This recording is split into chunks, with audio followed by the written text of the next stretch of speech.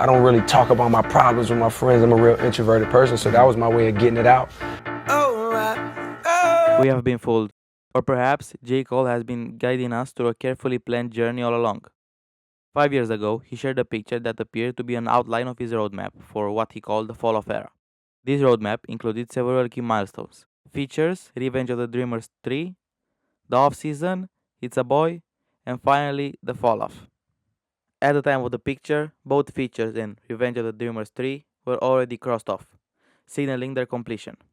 The next milestone, the off season, arrived in 2021, thrilling fans with its sharp lyricism and classic Cole energy. We already know about the fall off. Cole has been teasing it for years now, emphasizing that it will be his last album and culmination of his career. But there's another intriguing entry of the map, an album titled It's a Boy.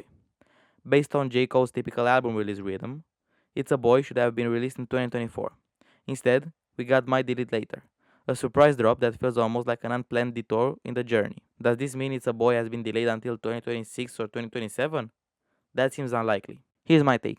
It's a Boy might have been a deeply personal album, potentially reflecting on J. Cole's role as a father of his two sons. This idea is supported by the fact that he sold merch for It's a Boy back in 2020, hinting that the project was at least at one point in development. However, it seems possible that the project was scrapped or transformed into My Did It Later, which could explain why It's a Boy has disappeared from the conversation. There's another layer to this story. J. Cole's new podcast, Inevitable, recently concluded, and while the title might seem a simple choice, I think it carries deeper meaning. The word inevitable could reflect his acceptance of an approaching end, not just for the podcast, but for his career as a whole. Retirement is inevitable, and J. Cole appears to be preparing for it methodically. His decision to release his classic mixtapes on streaming platforms and announce that the 2025 Dreamville Festival will be the final one further supports the idea that he's closing this chapter of his life. That said, the roadmap indicates there are still two albums left to drop: It's a Boy and The Fall Off. But if my theory is true and It's a Boy has been shelved, then we may only have one final project to look forward to. Fans have speculated that The Fall Off could drop on the January 28th, J. Cole's birthday, a poetic choice that would match his tendency to tie significant releases to meaningful dates. All of this points to 2025 as potentially marking the final year of J. Cole's career, a bittersweet prospect. It's difficult to imagine hip hop without him, but if anyone can craft a perfect ending, it's Cole.